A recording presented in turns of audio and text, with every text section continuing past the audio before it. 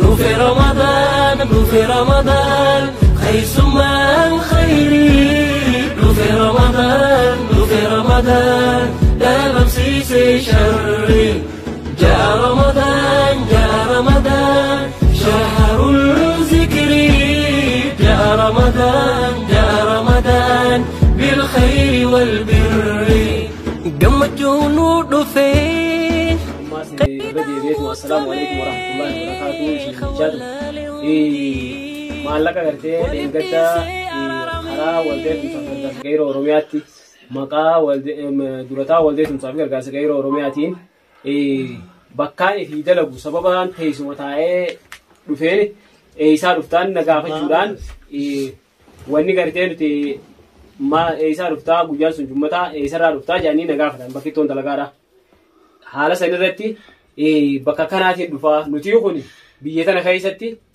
rakkataa hedduu qabna. Rakkataan keenya kun gabbahee kadhachuudhaaf hedduu ni qaanfataa. Biyyatti nuti haalli jiruu fi jireenyaa kun kadhaadhaaf waan gartee fuula namaatti gabbahuun nu qaanfachiisuuf xiqqoo qabnu ifumaa walitti kuma lama walitti buufnee nama keenya rakkataa kanaa gargaaru jirraa jedhee arabaaf ibsinaan arabni bakkittoon an bira dalagu kuma 60 anis وانا كان خيري كان دلغچون فدا ناغيسي جينا كد اكاسد حالا خنان اوبليان كي نمني غرتي ركو سباي في ابسوداف مودي هدته يو غباته akka feetellee taatu waan guyyaa tokko bishaanii dhugu hin dabduuf dhaabbattee harka dura qabattee kadhachuun osoo silaa gartee danda'amu taate yooni fi ati haalli isaaf mijaa'u baate inni sun humna isaatiin danda'ee gabbahee kadhachuu waan hin dandeenyeef ati gabbaatee yoo ifi waan gargaartuu dhabde gabbaatee kadhachuunii fi dirqama isin irratti haa namni gartee dhukkubsataan keenya yataamaan keenya haalli jiruu fi jireenya asii waan akka hammaataa ta'e nama gartee isaan gargaaru haalli UNHCR illeen biyya tana keessatti danqamaa irra waan jiruuf gartee dhaabbileen Oromoodhaa tan biyyaalaa jirtanillee haala kanaan yoo gartee waliin iyyenne iyyensa keenya kana namni ni dhagaa abbaan iyyatu firri dirmataa jette Oromoon saniifu haa walii iyyinu waldeeni tumsaa fi gargaarsa qeeroo Oromiyaa humna qabaatee humna namaan itti gargaaru qabaatee kan dilana dhaabbatu jiruu miti humna tana sagalee ummata isaatiif ta'uudhaaf qophii isaa akkuma itti fufee jira ammallee if duuba deebi'uuf kaayyoo inuman qabu hanga rakkoon hawaasa isaa furamtutti rakkoon diinagdee waan gartee furuu hin dandeenyeef kallattiidhaan dhaabbilee Oromoo tan garagaraa namoota sagaleen isaa dhaga'amtuun lammiilee Oromoodhaa tan biyya Yaman tana keessa jirtu osoo danda'amee manguddoon teenyaas asitti haala kan nu ibsitee waliigalatti waan Oromoon biyya tanaa keessa jirtu irra guddaa wanni irratti xiyyeeffatee garaa nama nyaatu asitti ilmoo haadhaa fi abbaan bira jirre jira. Ilmoo haati bira jirtu tan abbaan qoftiin qabee taa'uun jira. Ilmoo haati bira jirre tan abbaan bira jirre tan haati qoftiin qabdee teessuun jira. Waan kanarratti khiraa biyya tana keessatti khiraan manaa ni deema. Jiruun biyya tanaa haalaan ol kaatee teessi. San hundaafuu bakka jirru haa walii iyyinuu waan biraatii miti fixruma silaa fixrii baatu tana akkaataa itti baafnu walii himnee rakkataa ibbira jiru ibbira laallee bakka gartee fixriin itti baatu san isii haqa godhattu san walii irra deemnee haqa godhachiisuudhaaf waldeeni tumsaa fi gargaarsa qeeroo Oromiyaa waan kana hundaa'u gaffageessee lammii isaa qoratee hanga danda'u humna isaatti jechuudha hawaasa isaa guutuudhaaf yaamicha godhee jira saniifuu maqaa waldeeni tumsaa fi gargaarsa qeeroo Oromiyaatiin ammaas irra deebi'ee galatoomaa isiniin jechaa hadaraa sagaleen teenyetun bakka isin dhaqqabdetti lammii teessaniif kaa dhaabbadhaa osoo gartee dhukkubsataa keenya kaitillee irra jiru yoonii kan gartee biran dhaabbanne guyyaa inni du'e booyuun seenaa inni qabu eega inni du'e odeessuun waan kana aadaa akkan godhan osoo inni fayyaan isaa kanaan achirra dhukkubsatee jiru achirratti waan bishaaniin dhugu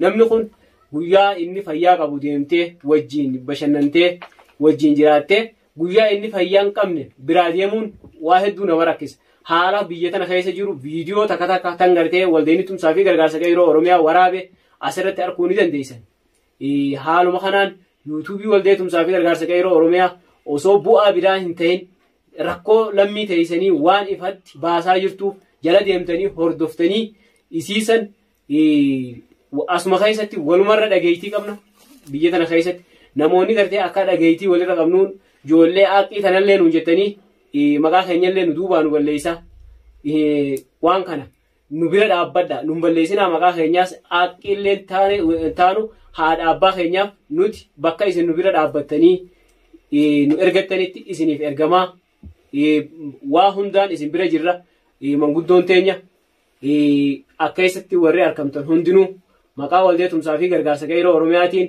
arraas boruus taanaan hawaasawa gartee dheerachuun faayidaan isaan hin jirtu lammii teenya bira haa dhaabbannuu rakkoon teenya rakkoo sabaati malee rakkoo dhuunfaa tan qabaannee rakkoo dhuunfaatiif iyyuu jirrus hin jirtu rakkoo sabaa tana nu wajjin harkaadha akkaataa namoonni harka garuu akkaataan itti harkuutu garagara wal bira haa dhaabbannuu. warahmatullahi wabarakatuh daawwattoota hordoftoota keenyaa bakka jirtan maratti salaamtaan teenya isin haa geessu jechaa arraas gaa qophii addaatiin walitti deebinee jirra qophii addaa tanaan arraa keessummaa nama jabaa dhimmatti qabadheetiin dhiyaatee jira asumaanuu gaa isaan wajjiniin isin wal barsiisaa ana baga nagaan dhufte baga nagaan nu ayda asumaanuu gaa carraa qabda baga baatii ramadaanaatiin isin ga'e jechuu ni dandeessa. Assalaamu alaikum warahmatullahi wabarakatuh manni Oromoo Islaamaa addunyaa jettan hundi qabiyyee jettan hundi qabiyyaa yaman jettan hundi qabaqatoota jettan hundi assalaamu alaikum warahmatullahi wabarakatuh isinjaa baga gartee baatii araaramaa baraka qabtanaan isin ga'e isinjaa warra baranaa khabara hedduu khabara heegere rabbiin haa godhu. Ilmi namaa qo'umsa qaba. Aanaan eessatti dhalate? Aanaan ergootaati dhalate. Ergootaa jechuudha. Araddaan adii jedhanii bukkate. Achi dhalatee guddate. Yeroo ammaa kanaaf jireenya baqaa warra yaman keessa jiraatu keessaa nama tokko. Nama tokko. Arragaa wanni irraa si gaafachuu deemnu jiiniinis ji'a ramadaanaati. Baatiinis baatii ramadaanaati. Baatiin tun baatii namayyuu isii keessa toltuu dalagachuu barbaadu. Akkasuma akkasii miti. Kanaaf waldeenii tumsaa fi gargaarsa qeerroo Oromiyaa bara kuteerra bara kana yataamaatiin dhukkubsataa keenyaaf gargaarsa akkamitti barana gartee dachaa goonee biraan gahuu dandeenya irratti yaada gumaachaa jiranii koreen hojii raawwachiiftu waltee tumsaa fi gargaarsa qeerroo Oromiyaatis waan kanarratti kaleessi arraas teessuma godhee ture. Isaan illee nama nuuf biraa kaanii ati ammoo irraa si hambifneeti gaafii deebisii wajjin godhuutti jirra. Kanaaf haalli waldeenii tumsaa fi gargaarsa qeerroo Oromiyaa irra jiru kun mee akkamitti ilaaltati? Haala bareedaadha waldeenummaan tokkichi Oromoo keessa jiru kana jeetiin amanaan. Maaliif yeroo hedduu waldeenii kun waan gaarii hojjetu waan bareedaa waan gaarii hojjeta waan inni hojjetu hojiidhaan argaa jirra waan hedduu nama boonsuu garuu hawaasni keenya hawaasa dadhabaa nama dadhabaa adda addaatiin akka waan kun gargaaraa jiru hojiidhaan agarraa jirra waan nama boonsuu nu boonsaa jenneetitti amanamte waldeenii kun uummata Oromoo bira dhaabbataa uummanni Oromoo yoo itti hiriire waldaa kanatti hedduudha gartee itti gargaaramaa yaada qabna turenis. Amma kanarratti amma dheengaddaa bubbaanee turre magaalaa kana keessa kaameraa qabanneeti qabjii dhaynee qabsalpheen kana dhaynee namootaan bixaaqaa xalaa baqattummaa qabanis kan garaa yoo nidhaatis gargaarsi hin godhamneetiif agarra. Nama amata lama itillee irra jiru nama amata sadii kan namni guyyaa tokko dhaqee ilaalleetu jira. Hawaasuma kana keessa jira beekadhu namni kun. Numa harkanis mee namni kun bifa akkamiin gargaaramuu qaba namni kun gargaaramuunis dirqama beekadhu namni eega itillee irra galee fayyaa dhabee carraaqqata dhabee mana galee namni kun gargaaramuu qaba yoo waan ifiin ittiin wallaanu hin qabne namni isa gargaaruu hin qabaanne nama kana malee nama biraan qabu namni kun. Bareedaadha wal malee hin qabnu. Akka UN'tti fudhanne UN gargaarsaa dhaabdee jirti guutumatti kan qabuu fi kan qabne hundaa'u kan fayyaa qabu fayyaa qabne hundaa'u gargaarsa dhaabdee jirti. Bara tokkichaa kana waan takkaallee waan gargaartee hin jiru. Haalli isiidhaa akka biraati. Hawaasni keenya egaa walirratti hirkatee tumafarratti hirkatee akka wal gargaaru silaa bareedaa ture. Amma bifa isaa kanatti gartee silaa hawaasni waan kanatti hiriiree hawaasa isaa dadhabaa hamumaan qabne rakkoo kanaa qabu bira dhaabbatee wal gargaare haalaan bareedaadha. Haalaan barbaachisaadha. Maaliif wal malee waan hin qabne hawaasni kun wal malee waan hin qabneef hawaasni kun wal bira dhaabbatee xiqqoo fi guddoodhaan wal bira dhaabbachuun haalaan bareedaadha. Hawaasni Oromoo waan kanatti hirmaatee waan gartee hawaasa isaa dadhabaa fi kan rakkoo qabuu fi kan namni kun qaamee irruuti jira. Kan miilli gartee raamsha'ee jira. Warra qaama irruuti hedduun guutuudha. Kan gargaarsa guyyaa keessaa fayyaa dhabee akkasitti caccabee taa'u jira. Amma fakkeenyaaf qabdii irratti Feesal Janiin dhalootaan Harargee Bahaa Watarii fuula keessa uffatattee fayyaa qaba. Faalis Janiin jaltaadha Janiin ammoo asitti saniitti bu'ee qaama kana laama isheessee jechuudha. Akkasumatti amma tokko Mahammad Janiin Harargee lixaa aanaa Doobbaarratti. Hamsarbiin jira.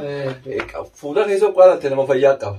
Guututti laamu shaaweeti bakka ciisurraa bakka taa'urraa sossoo'uu hin danda'u jechuudha. Amata sadii namni sun akkasi ciisu jira jechuudha. Namni kun guyyaa tokkollee hin gargaaramne jechuudha. Beekadummaa laala asirratti wal malee hin qabnu jettee beekadummaa salaatuma tokko haatee ati amma nama sheekaa yoo taate masgiida deeytee jama'aa salaattee yoo deebite kan uummanni keessi salaata hin salaatin ibaadan jaamtu beekadu namni tokko yoo ummata isaatiif gabbi'een hojjetin yoo ummata isaa hin laalin jiru deennee waan keessa jiru hin qabnu beekadu namni kun yoo namni tokko ollaa waliin jiru kun ollaan isaa kun isa gargaaruu hin dandeenye gabbee iyyuu fi qaba jechuudha. Nama meeqaan magaalaa keessa jira amma toora nama miliyoonaan keenya baqattummaan Oromoo magaalaa keessa jira. Yoo gabbahanii sadaqaa waliif kadhatan sabboonummaa malee qaaniin qabu beekadu. Kanaaf waldeenii tumsaa fi gargaarsa qeerroo Oromiyaa amma dura ta'an haasawa godhee ture. Haasawa inni godhe keessa haala itti fixirii tana amma namni keenya fixirii tokkoffaa kan nuu hin beeku. Warra masgiida fa'aa geessu jiru warra yeroo na kuttejee fa'aa achiin jimaadhaan itti bitachuu deemuun hunduu fa'aadha agarra amma magaalaa keessatti.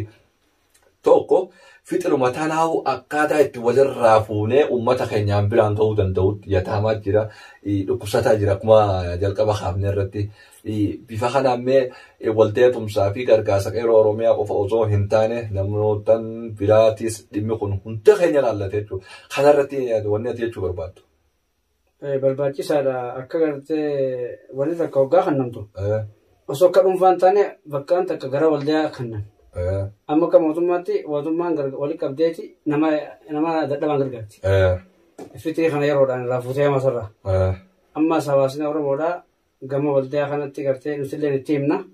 Warreen gartee nutillee waan qabnu wajjin namoota garteen wajjin jiru wajjin gama keessanii dhiyeessina. Fitii fi waan kana qabanneeti gama keessan dhiyeessina. Nama dhiyeessina nama gartee ittiin kan namu dhiyeessan. Nama sana irratti gartee akka kan namu ibsa godhuudha. Amma asirratti waldeeniinis amma bakka kana jajjabeessee dubbatee hatta gartee wanni hawaasa irraa fuudhame san bifa amanummaadhaan namas kan namuu qabdu san bira akka geessullee daatti jajjabeessee dubbatee kana gubbaan kaameraanis qophaa'ee jira. Ifaan yoo halkanillee ta'e akka gartee waraabuu hin dandeenyeen akka hanqinni hin mul'annetti viidiyoodhaan jala deemnee dukkanaa fi ifattis waraabuudhaaf ifaan kaameraatis bitamuudhaaf baay'inni ramadamee jira. Quba qabdanii.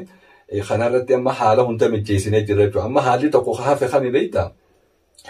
Akkaataa hawaasa irraa gabbuunee fixirii tana walitti qabne yoomumaa waldeenii tumsaa fi gargaarsa qeerroo Oromiyaa bara kana awzuuziidhaan guunnee gargaarsa kana uummataadhaaf raabsuu qabnaa irratti wanni inni karoorfatee koree hojii raawwachiiftuudhatti dabarsee jechuudha. Kanarratti hoo?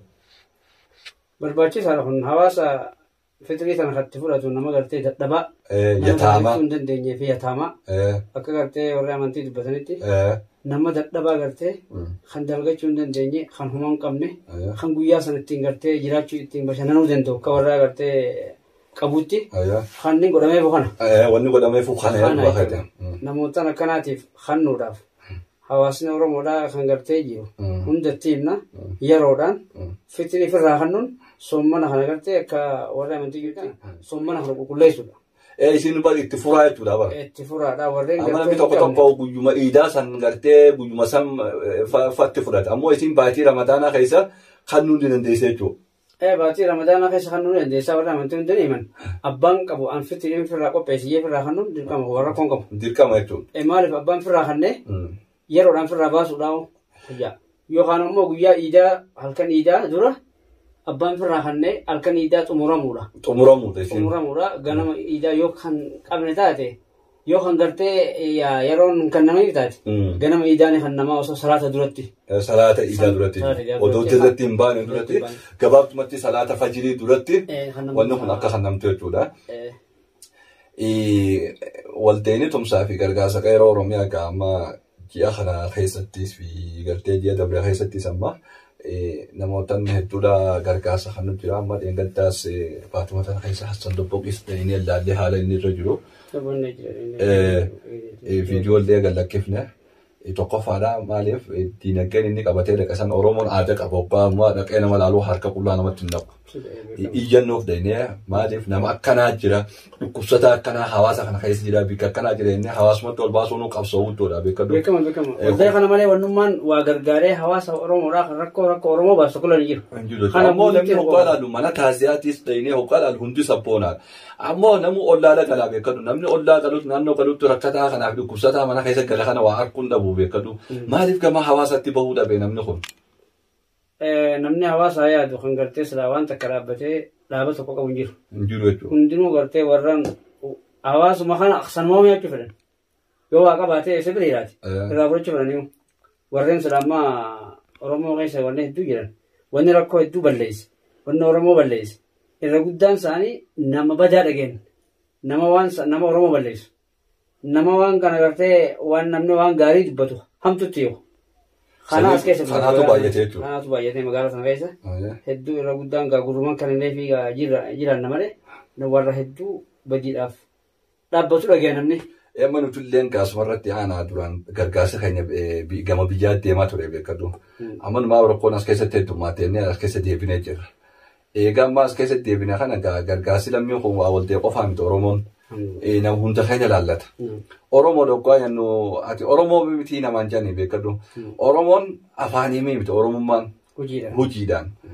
Kanarratti egaa walta'inii tumsaa fi gargaarsa qeerroo Oromiyaa hanga dandeettii isaatti ciccee hojjetu jira. Hojiileen amma gaa'inni as keessatti eegalame kun gama hundaan itti hirmaatanii bira dhaabbatanii illee hirmaatiin yeroo gargaarsa gartee nama gargaaru feesisu kanatti. Sidaa bira dhaabbatanii maal jette asirratti? Hedduu gaariidha kun wal gargaaruun wal malee waan hin qabneef hawaasni bakka jiru wal cinaa dhaabbatee bakka gartee harkatti hawaasa waan itti sinnisu harkaan agarrannaan bakka sanii waa buusee wanni kun bakka bu'aa hawaasa waa buusee haa bu'aa harkatu jechuun kan nuti barbaachisa. Waan hedduu gaariiti. Wal gargaaruun waanuma jiru. Wal gargaaruun rabbiillee waan nama wal gargaaru fedha. Nama wal gargaaruun haalaan barbaachisaadha. Akka amantii islaamatti illee gargaaruun baay'ee sana keessatti haalaan bareeda. Nama fitirii qofa osoo hin ta'in warreen waa qabu. Kan gartee nama waan qabne gargaaruun isaa dirqama haalaan har'a wayyaadha. Isa gargaaruun haalaan bareedaadha. Kun yaada bareedaadha yaadna keessan hedduu bareedaadha. Waa hedduudha gartee rabbi ajiri isin haa kabalu. Wanni isin yaadda waan haalaan gartee silaa barbaachisa. Akka rabbiillee namarraa jaalatutti kana isin. Kanaafuu nuti hedduu wallaahi gara keenyaan isin cinaa dhaabbachuudhaaf yeroo hunda tattaaffii godhaa turre ittuma jiraas hin malee waldaan kun waldaa tokkicha kana qofaa jiraa kan waa gargaaru kan nama Oromooti dhaabbatu kan gartee hedduu wanni gartee badii keessatti hin argamne kan wayis gartee warri badii hojjetu hedduu keessatti hin argamne jennee hedduu godhaa turre namoonni guddoon takka takka illee gaa yeroo harkatiin malee nuti boo nutti hiriiraa jara kanatti buusiif waan qabnu hundaa'u bira dhaabbanna kan jedhamuutu hedduu argamee ture. Heddummaa fakkeenyaaf gaafa adii abdurra hin gargaartan akkasuma gaafa mucaa amma baddannootis waldanii tokkichi gartee karaa waldaatiin dhufee xiqqaattuu haa guddattu karaa sirriitii waa gargaaree waldaa wanni jaamu isa qofa kana qofaa jiraa jechuudha. Hawaasni Oromoo akka namni gartee ija qabutti akka namni waa beekutti dhufee waan kanatti silaa hiriire rakkoo rakkataa hawaasa isaa kan gartee rakkoo irra jiru hundaa'uu rakkoon firaa ni kamtii yaadayyuun qaban. Inni nu gargaarsa siyaasaan biraa keessa hin jirtu, duuballees hin jirtu, tan inni irratti sarkatees hin jirtu. Inni wanni dhaabbateef quuqama jechuudha. Quuqama namni tokkoof gartee rakkoo nama sanii furuun quuqama jechuudha. Haalaan. Malee wanni siyaasaan sun duuban jirtu wanni kana miitee sammiitu sun jirtu jechuudha. Akkamattuu rakkoo walirraa furraa jechuudhaan gartee jarri kun ijoolleen tun dhaabbatte malee warri siyaasaatiin namoonni biraa kan hundeessee isaan kana duuba jirullee hin jiru. Egaa amma sa'aan teenyas waan deemtee jirtuuf dhumarrattis yoo kan dhaamsa qabaattu taate gargar baana asumaanuu jechuudha barbaadeeti. Dhaamsa biyya akka Oromootti akka nama jaasaa tokkotti waldaa kana cinaa dhaabbachuu qabdii Oromoon. Waldaa kanatti hiriiree namni gumaacha waan qabu waldaa kana gumaachuu qabaa. Akka fitiitillee wal dhagee hawaasni namoonni gartee ija qaban fitii tan hoggaa kannan gara waldaatti naanneessanii hawaasa gartee rakkoo qabu rakkoo gartee warra qaama hirruutti jira warra gartee dhibamee dhibeerraa ol hin ka'inii jira nama gartee if gargaaru hin jira yataamaa jira hedduu jira jaartii gartee jaarsii biran jira ilmaan irra facaasee takka jaarsii du'ee jira kana kattiin gargaaramuu qabu wanni kun yaada gaariidha yaadni isin gootan hedduu bareedaadha itti fufaa isin jaara billee isin gargaaru akka keenyatti immoo isin jira dhaabbannaa waan qabnu xiqqoo qabnu waldaa kana cinaa dhaabbannaa jennee jirra galatoomaan isin jaannu kun haalaan bareedaadha itti fufaa nama guddatu rabbi isin haa godhu mayra gartee ol guddatu rabbi isin haa godhu jajjabaadhaadhaan isin dhaaman haalli keessan haalaan bareedaadha haala nama gartee boonsuu nama boonsaa nama tokko gartee nama fi gargaaruun ajii rabbi harkataa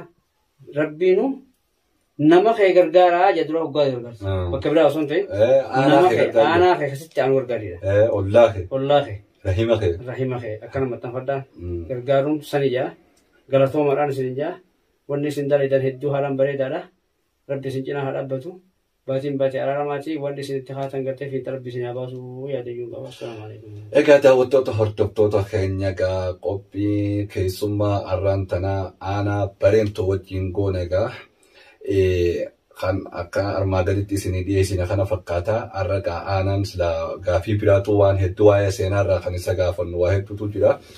Egaa dhimmi lammiidhaa dhimma eenyuyyuu duraa waan ta'eef dhimma lammiirraati kan har'a aanaa dhiyeessinee gaafanne. Ogeessi kaameraa kan qophii kana nu faana ture miidheessee Abduu Naasir Muhammadi qopheessaan qophii tanaa Boonaa Birraa Bareentooti. Nama torbaanii nu haa taasisu jecha asumaan ka gargar baanu ta'a waraabula.